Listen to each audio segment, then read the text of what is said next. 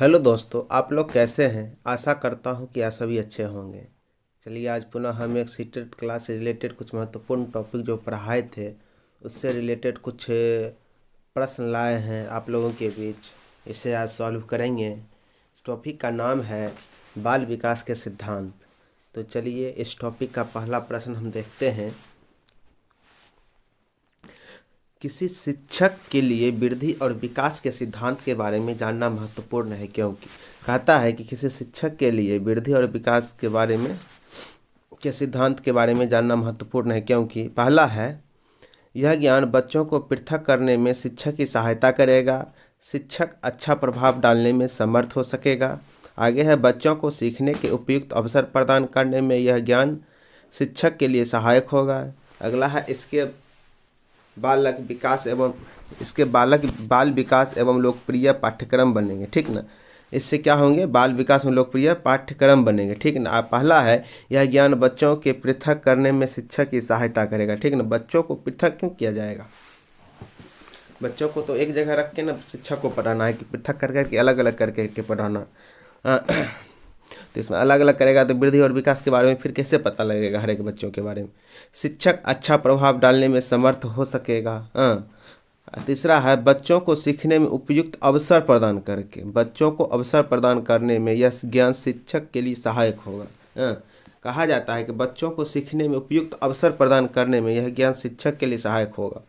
Question था कि किसी शिक्षक के लिए वृद्धि और विकास के सिद्धांत के बारे में जानना क्यों महत्वपूर्ण है। तो इसके लिए महत्वपूर्ण है कि इससे क्या होगा कि बच्चों को सीखने के उपयुक्त अवसर प्रदान होंगे और इससे क्या होगा, यह ज्ञान शिक्षक के लिए सहायक होगा, ठीक है। ऑप्शन नंबर 3 इसका सही हो जाएगा।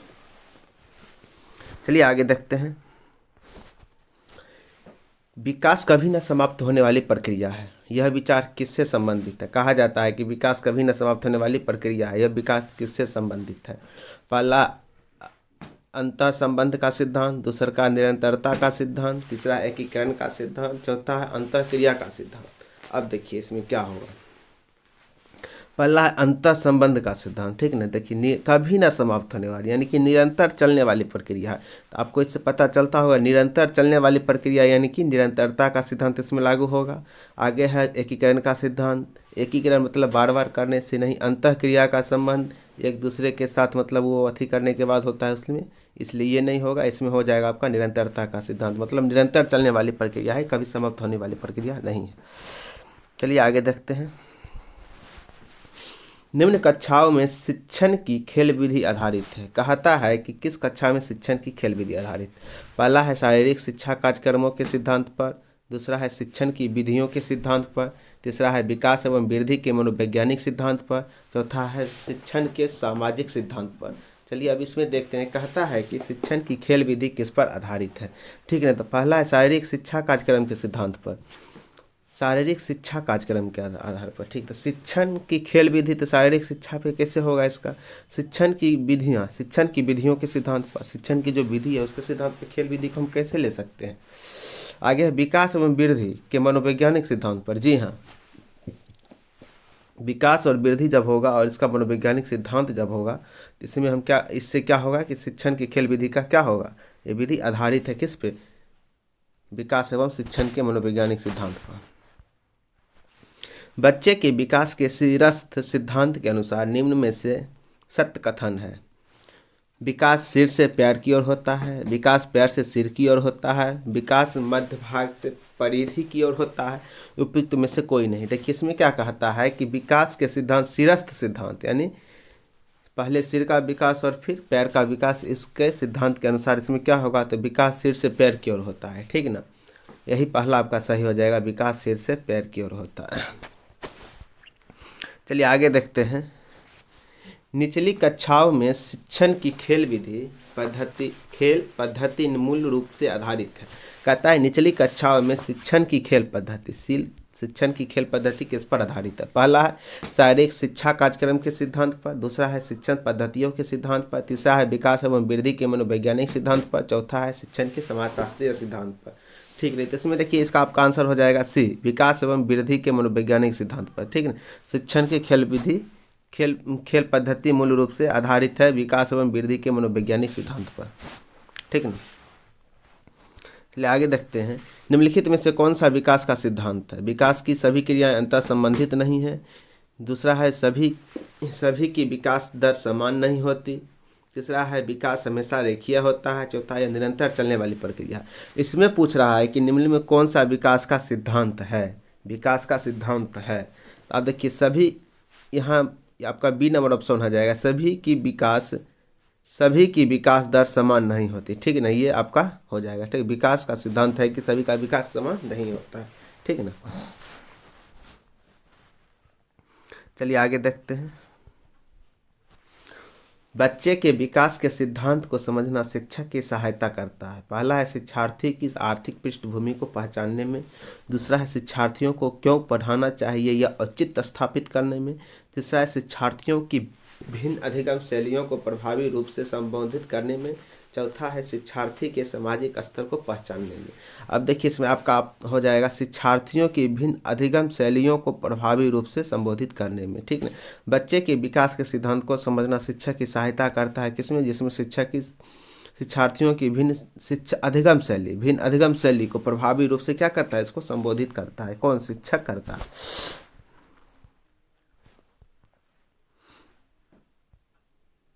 चलिए आगे है। मानव विकास कुछ विशेष सिद्धांतों पर आधारित है। अनुक्रमिकता, सामान्य से विशिष्ट, प्रतिवर्ती या फिर निरंतरता, ठीक है ना। देखिए मानव विकास आपका किस पे आधारित है? ये प्रतिवर्ती पे आधारित है। किस पे? प्रतिवर्ती।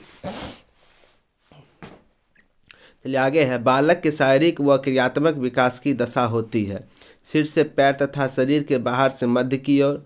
दूसरा है सिर से पैर तथा शरीर के मध्य से बाहर की ओर। तीसरा है पैर से सिर तथा शरीर से बाहर से मध्य की ओर। चौथा है पैर से सिर तथा शरीर के मध्य से बाहर की ओर। अब देखिए इसमें कहता है बालक के शारीरिक व क्रियात्मक विकास की दशा। इसमें आपका हो जाएगा सिर से पैर तथा शरीर के मध्य से बाहर के। पहले सिर का विकास, तब पैर का विकास, फिर शरीर के मध्य से बाहर की ओर, ये सब विकास इसमें होता है, ठीक है। क्रियात्मक विकास है बच्चों का। सीमा हर पाठ को बहुत जल्दी सीख लेती है, जबकि लीना उसे सीखने में ज़्यादा समय लेती है। यह विकास के किस सिद्धांत को दर्शाता है? व्यक्तिगत भिन्नता, अंतःसंबंध, निरंतरता या सामान्य से विशिष्ट की ओर। अब देखिए कहता है सीमा हर पाठ को बहुत जल्दी सीख लेती है, जबकि लीना उसे देर से मतलब सीखने में ज़्यादा समय लेती है। देखिए हर एक व्यक्ति के बारे में बता रहा है, तो इसमें आपका हो जाएगा व्यक्ति की भिन्नता के बारे में, ठीक है ना। व्यक्ति की भिन्नता, दोनों व्यक्ति के मतलब भिन्न भिन्न सिद्धांत के बारे में बता रहे हैं। देखिए आगे है। निम्नलिखित में से कौन सा विकास का सिद्धांत नहीं है? पहला है विकास लंबवत न होकर वृत्ताकार होता है। दूसरा है विकास क्रमबद्ध होता है। तीसरा है विकास निरंतर होता है। चौथा है विकास मशीनी प्रक्रिया है। अब इसमें कहता है विकास का सिद्धांत नहीं है। कोई एक ऐसा सिद्धांत है जो विकास का सिद्धांत नहीं है। तो अब देखिए विकास मशीनी प्रक्रिया, क्या आप मशीन लगा के आप किसी व्यक्ति का विकास कर सकते हैं? जी नहीं। आगे है संकल्पनाओं की व्यवस्थित प्रस्तुति विकास की निम्नलिखित किन सिद्धांतों के साथ संबंधित हो सकती है? संकल्पनाओं की व्यवस्थित प्रस्तुति विकास के निम्नलिखित किन सिद्धांतों के साथ संबंधित हो सकती है? पहला है विकास के परिणाम स्वरूप वृद्धि होती है। विकास के परिणाम स्वरूप वृद्धि होती है, ठीक है ना। विकास के परिणाम स्वरूप क्या होता है? वृद्धि होती है। आगे कहता है विकास विषम जातीयता से स्वायत्तता की ओर अग्रसर होता है। तीसरा है विद्यार्थी विभिन्न दरों पर विकसित होते हैं। चौथा है विकास सापेक्ष रूप से क्रमिक होता है। अब देखिए इसमें आपका कहता है कि संकल्पनाओं की व्यवस्थित प्रस्तुति विकास के निम्नलिखित किन सिद्धांतों के साथ संबंधित हो सकती है, ठीक है ना। तो इसमें आपका हो जाएगा कि विकास सापेक्ष रूप से क्रमिक होता है, ये हो जाएगा आपका ऑप्शन नंबर डी सही हो जाएगा।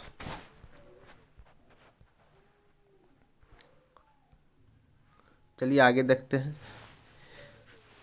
पूर्व विद्यालय में पहली बार आया बच्चा मुक्त रूप से चिल्लाता है।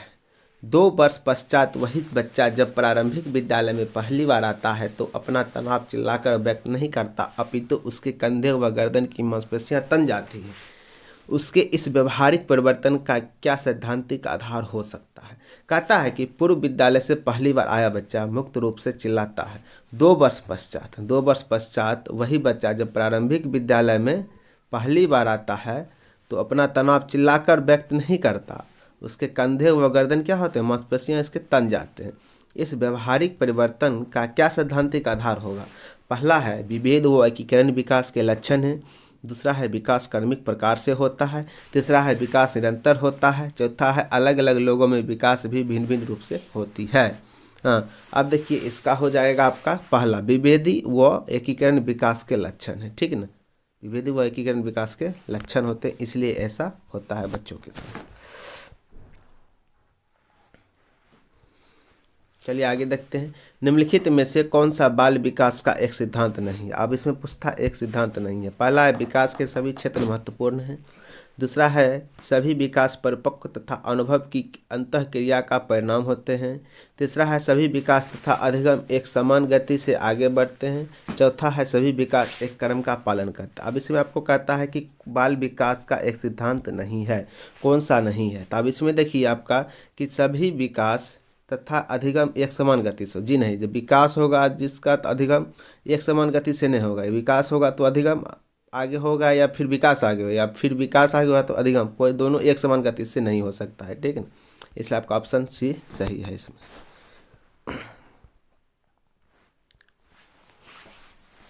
विकास डैश से डैश की ओर बढ़ता है। विकास किससे किसकी ओर बढ़ता है? जटिल से कठिन, विशिष्ट से सामान्य, साधारण से आसान, या सामान्य से विशिष्ट। आप बताइए विकास किससे किसकी ओर बढ़ता है?